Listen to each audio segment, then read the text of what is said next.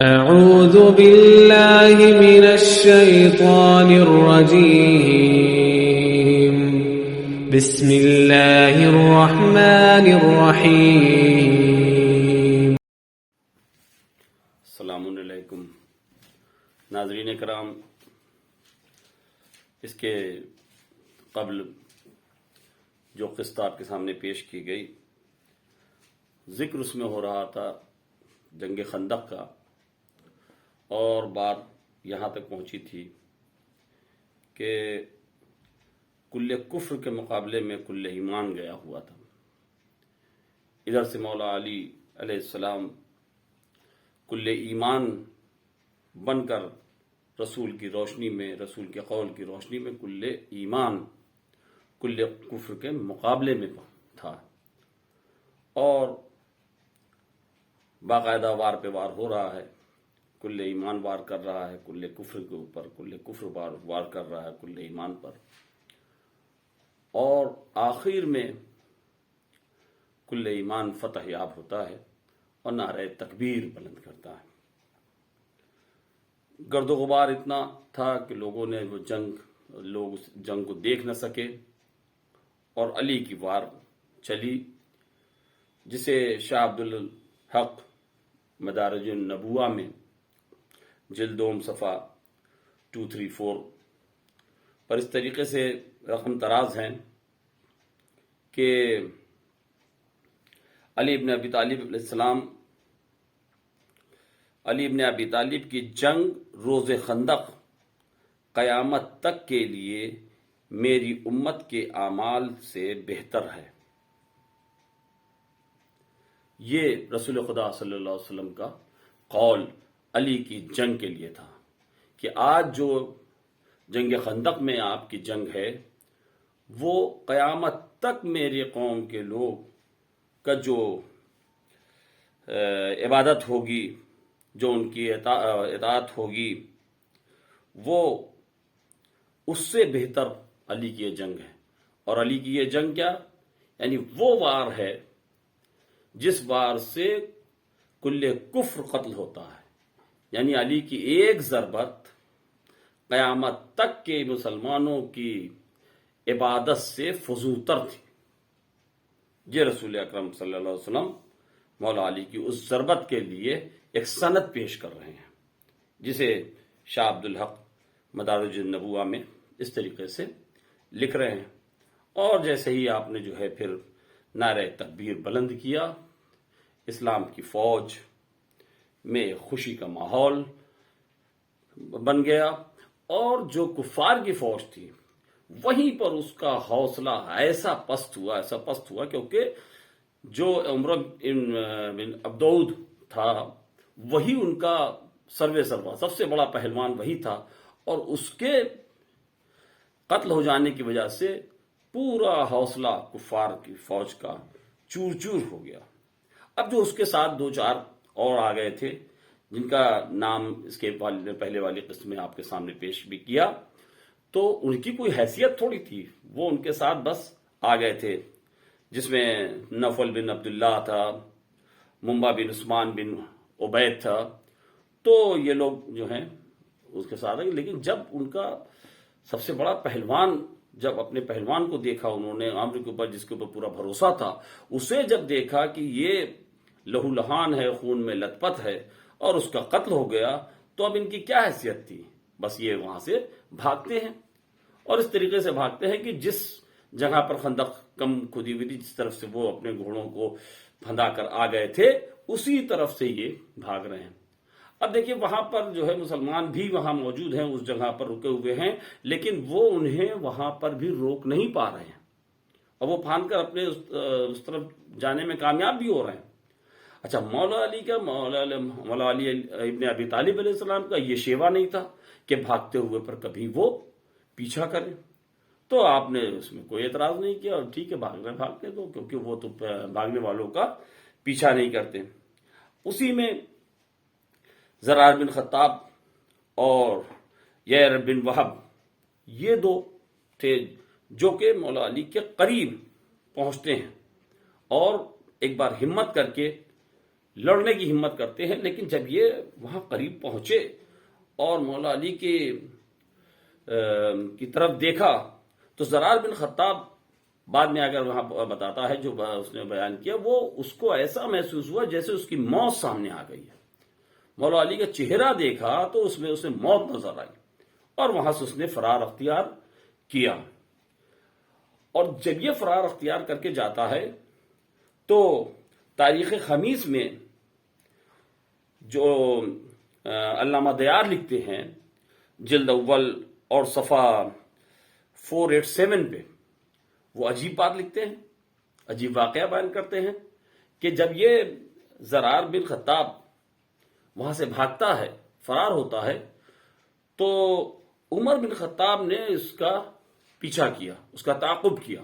اس کے پیچھے دوڑے، اور وہ پہلے تو بہت تیز بھاگا ہوگا اور وہ بھاگتا چلا جا رہا، لیکن اس کے بعد جب وہ کافی دور پہنچتا ہے تو اس کے دل میں یہ بات آئی کہ علی ابن ابی طالب کا تو یہ شیوا ہے کہ وہ کبھی فرار کرنے والوں کا پیچھا نہیں کرتے، تو یہ علی ابن ابی طالب تو ہو نہیں سکتے، کوئی اور ہوگا۔ جیسے ہی اس کے دل میں یہ بات آئی وہ فوراً پلٹا، جو ابھی بھاگ رہا تھا ڈر کی وجہ سے، اور وہ فوراً پلٹتا ہے کہ علی تو ہو ہی نہیں سکتے، کیونکہ علی وہ بھاگنے والوں کا پیچھا ہی نہیں کرتے کبھی۔ جیسے ہی وہ پلٹا تو اس نے کیا دیکھا کہ اس کے پیچھے عمر بن خطاب جو ہے وہ آ رہے تھے۔ اس نے فوراً جو ہے نیزہ نکالا اور نیزے سے ان پر وار کرنا چاہا، اور وار کرتے کرتے پھر وہ رک جاتا، جیسے ہی وار ان پر کرنا چاہتا نیزے رک جاتا، اور رکنے کے بعد وہ یہ کہتا ہے کہ ہم تمہارے اوپر احسان کر رہے ہیں اور یہ وار کو ہم روک رہے ہیں، تمہیں بخش رہے ہیں، زندگی بخش رہے ہیں، اور یہ سنو یہ اس احسان کا کوئی بدلہ کوئی نہیں دے سکتا سوائے اس کے کہ اس احسان کو ہمیشہ یاد رکھنا کہ آج ہم نے تمہیں چھوڑ دیا، تمہارے اوپر احسان کر دیا، ورنہ اس نیزے کا وار ایسا ہوتا کہ تم یہیں ہلاک ہو جاتا۔ اور وہاں پہ احسان کر کے پھر وہ چلا جاتا۔ جانے کے بعد جب وہ اپنے کفار میں پہنچتا ہے تب وہاں جا کے یہ واقعہ بیان کرتا ہے کہ جب میں نے علی کی طرف دیکھا تو ہمیں ان کے شکل میں جیسے موت نظر آ رہی تھی، کہ ہماری طرف موت آ رہی ہے، اس لیے میں نے وہاں سے فرار اختیار کیا۔ اور اسی کے ساتھ اس کا یارہ بن وہب جو اس کا تھا، وہ اس نے تو باقاعدہ لڑنے کے لیے آگے بڑھا تو اس کو ایک ضرب لگی، جب ضرب لگی تو اس کے جو زرہ پہنے ہوا تھا اس نے زرہ اتار کے پھینکی، اور زرہ پھینک کر وہ بھاگ جاتا ہے، اور اس طریقے سے اب وہاں جا کر پہنچ جاتا ہے۔ اب عرب کا جو دستور تھا، یہاں تو مولا علی نے عمرو بن عبدود کو قتل کر دیا، اور جو اس وقت کا دستور تھا عرب میں کہ جو بھی کسی کو قتل کرتا تھا تو اس کا جو سامان ہوتا تھا، جیسے زرہ ہے، اس کی تلوار ہے، اس کا نیزہ ہے، وہ سب اس کے قبضے میں آ جاتا تھا جس نے قتل کیا ہے، اور وہ اس کا حق مانا جاتا تھا۔ اور یہ صرف عرب کا ہی دستور نہیں تھا، بلکہ یہ مسلمان جو تھے، یعنی کہ اسلام کے قانون میں بھی یہ جائز مانا جاتا تھا کہ اگر قتل کیا ہے تو جو بھی اس کا، چاہے اس کے تو وہ مال غنیمت میں مانا جاتا تھا، کہ اس لاش کے اوپر اسی کا قبضہ رہتا تھا جس نے اسے قتل کیا، تو وہ چاہے تو وہ ذرا بھی اتار لے، اور اس کے بعد اس کا نیزہ لے لے، اس کی تلوار لے لے، سب اس کے قبضے میں رہتی تھی۔ مولا علی نے قتل تو کیا عمر ابن عبدود کو، لیکن یہ سخی انسان، اس طریقے کی بات، یہی تو محمد اور آل محمد کی سب سے بڑی وہ تھی کہ کبھی جو ہے وہ مال و زر کی طرف نہیں گئے۔ یہ تو اپنا سب لٹانے والوں میں سے ہیں، تو ان کو کسی طریقے کی ضرورت نہیں، جبکہ اس کے جسم پر بڑی قیمتی زرہ تھی، اور یہ ان کا کردار ایسا تھا کہ اس زرہ کو نہیں اتارا، ویسے ہی زرہ، اتنی قیمتی زرہ چھوڑ کر چلے آئے، اس کی تلوار چھوڑ کر چلے آئے، کچھ بھی نہیں لیا، اور ایسے ہی چھوڑ کر چلے آئے۔ یہی تو ان کا کردار، یہی تو آل محمد و آل محمد اپنا کردار جو پیش کیا، اسی سے تو یہ اسلام آگے بڑھا ہے۔ اور اس طریقے سے جب چھوڑ کے چلے آئے تو اب جب عمرو ابن عبدود کی بہن آتی ہے لاشی پر، اور اس نے جب دیکھا کہ ہمارے بھائی کی لاش ویسے ہی پڑی ہوئی ہے نہ تو لاش کے ساتھ کوئی بے حرمتی کی گئی، نہ لاش کا کوئی ساز و سامان جو ہے اس سے اتارا گیا، نہ زہرہ اتاری گئی، نہ لاش کو برہنہ کیا گیا۔ تو اس نے دیکھا اور دیکھنے کے بعد وہ ایک قصیدہ پڑھتی ہے، یعنی ایک مقتول کی بہن جو ہے اس کے قاتل کا قصیدہ پڑھ رہی ہے اور یہ کہہ رہی ہے اپنے بھائی کی لاش پر، یہ کہتی ہے کہ میں تمہیں ہمیشہ روتی، زندگی بھر تیرے غم میں روتی، لیکن نہیں روں گی اس لیے کہ تیرا قاتل جو تھا وہ بڑا ہی شریف النفس تھا اور تو ایسے کے ہاتھ قتل ہوا ہے کہ اسے قتل کرنے کا حق تھا۔ اور اس کے بعد وہ قصیدہ پڑھتی ہے مولا علی کی شان میں کہ یہ کیسا قاتل ہے کہ جس نے میرے بھائی کو قتل کیا ہے، جس سے میرے بھائی کی شان بڑھ گئی۔ اور اس کے بعد انہوں نے کہا یہ وہ ہے، یہ وہ قاتل ہے کہ جو اپنے زمانے کا سب سے ممتاز انسان ہے۔ اور کچھ جگہ پہ یہ لکھا ہوا ہے کہ اس کی ماں بھی آئی اور اس نے یہ قصیدہ پڑھا، اور اس کے بعد جو ہے اس نے بجائے اس زمانے کے ممتاز انسان مولا علی کہنے کے، اس نے یہ کہا کہ یہ وہ ہے جس کا باپ اپنے زمانے کا ممتاز انسان تھا۔ یعنی کہ کل ملا کر یہ سمجھیے کہ ایک مقتول کی بہن قاتل کا قصیدہ پڑھ رہی ہے، عمر کی بہن آ کر مولا علی کی قصیدہ پڑھ رہی ہے کہ تو اس کے ہاتھوں قتل کیا گیا، تیری لاش پر زندگی بھر میں روتی لیکن نہیں روؤں گی کیونکہ تو اتنے شریف النفس انسان کے ہاتھوں قتل کیا گیا ہے۔ یہ ہے کردار مولا علی ابن ابی طالب کہ جس میں مقتول کی بہن خود قصیدہ پڑھ رہی ہے۔ اور اس کے بعد وہاں پر جب یہ بات ہو گئی اور اس کے بعد جو وہاں سے کچھ فرار ہو کر گئے، ان فرار ہونے میں ایک روایت یہ بیان کی جاتی ہے کہ نوفل بن عبداللہ وہ اسی خندق میں فرار ہو کے جب جا رہے تھے تو اسی خندق میں گر گئے، نہیں وہ کراس نہیں کر پائے، خندق کے اندر گر گئے۔ جب خندق کے اندر گر گئے تو مسلمانوں نے ان کے اوپر پتھروں کی بارش کرنا شروع کر دی۔ جب پتھر کی بارش کرنا شروع کی تو انہوں نے کہا، چلا کر کہہ رہے ہیں کہ اے اسلام کے چاہنے والوں، اے اسلام کے ماننے والوں، مجھے کوئی اور اچھی طریقے سے قتل کرو، کوئی دوسرے طریقے سے قتل کرو تو بہتر ہوگا، یعنی کہ میرے اوپر پتھروں کی بارش نہ کرو بلکہ آ کے ہمیں شمشیر سے قتل کر دو۔ ایسے موقع پر مولا علی خندق میں اترتے ہیں اور اترنے کے بعد نوفل بن عبداللہ کا قتل کرتے ہیں اور مسلمانوں نے ان کے لاشیں کو اپنے قبضے میں لے لیا۔ اس کے بعد روایت یہ بیان کرتی ہے کہ وہ لوگ کفار جو ہیں وہ رسول کے پاس انہوں نے پیغام بھیجا کہ بھائی یہ کچھ مجھ سے نذرانہ لے لیا جائے لیکن اس کی لاش ہمارے حوالے کر دی جائے۔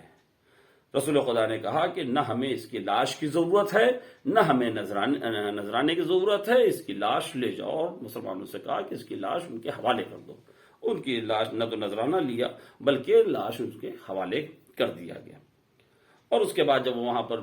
وہ لاش چلی جاتی ہے اور اس کے بعد ان لوگوں کے کفار کے خیمے میں ہلچل تو مچی گئی تھی تو انہوں نے تیر چلانا شروع کر دیا اور تیروں کی ایک بارش شروع ہو گئی۔ اور اس طریقے سے تیروں کی بارش شروع ہو گئی کیونکہ وہ ایک دم بوکھلات ہو گئے تھے، کیونکہ ان کا سب سے بڑا جو ہے ایک تو حوصلہ بھی پست ہو گیا تھا، اب اس کے علاوہ اور کوئی راستہ ہی نہیں تھا، تو تیروں کی بارش شروع کر دی۔ اسی تیروں کی بارش میں وہاں سے جو ہے وہ ایسی بارش چلی کہ ایک شخص تھا جس کا نام تاریخ بتاتی حباب بن قیس تھا، اس نے جناب سعد بن معاذ جو اس وقت کے سب سے بڑے انصار میں تھے، یعنی کہ رسول خدا کے مدینے پہنچنے کے پہلے جو مسلمان ہوئے تھے، ان کی طرف جو ہے ان کو دیکھ کر جان بوجھ کر ان کو نشانہ لے کر ان پر تیر چلائی اور وہ تیر آ کر ان کی کوہنی کے پاس ان کی شہرت میں آ کر دھس گیا اور خون بہنا شروع ہو گیا۔ ایسی جگہ پر جو وہ تیر پڑا کہ جہاں اگر خون بہنا شروع ہو جاتا ہے تو پھر وہ کبھی رکتا نہیں یہاں تک کہ اس کی موت ہو جاتی ہے، اسے اکحل کہا جاتا ہے۔ تو وہی جناب سعد بن معاذ کے ساتھ ہوا۔ اب وہ خون بہنا شروع ہو گیا جب تو وہ رکنے کا نام ہی نہیں لے رہا تھا۔ اب جناب سعد بن معاذ دعا کرتے ہیں، وہ دعا ان کی یہ ہے کہ بارحلا یہ اگر مشرکین کی طرف سے آخری جنگ ہے اور اس کے بعد کوئی جنگ نہیں ہونے والی ہے، یا اگر اس کے بعد کوئی جنگ ہونے والی ہے تو مجھے اس جنگ تک کے لیے زندہ رکھ تاکہ ہم مشرکین کے ساتھ پھر جنگ میں شامل ہوں، اور اگر یہ آخری جنگ ہے، اس کے بعد جنگ نہیں ہونے والی ہے، تو پھر اس شہادت کے درجے پر ہم فائز ہو جائیں۔ لیکن میرے معبود، ہمیں تب تک زندہ رکھنا جب تک کہ ہم بنی قریظہ کا برا حال، ان کا جو ہے انتقام نہیں لے لیتے ہیں۔ بنی قریظہ والوں نے جو بغاوت کی ہے وہ اپنی آنکھوں سے نہ دیکھ لیں، مجھے اس دنیا سے نہ اٹھانا، اور آپ کی دعا فوراً قبول ہوتی ہے، اور اس جگہ سے جہاں سے کہ ایک بار خون بہنا شروع ہو جاتا ہے تو رکتا نہیں، وہ خون فوراً رک جاتا ہے،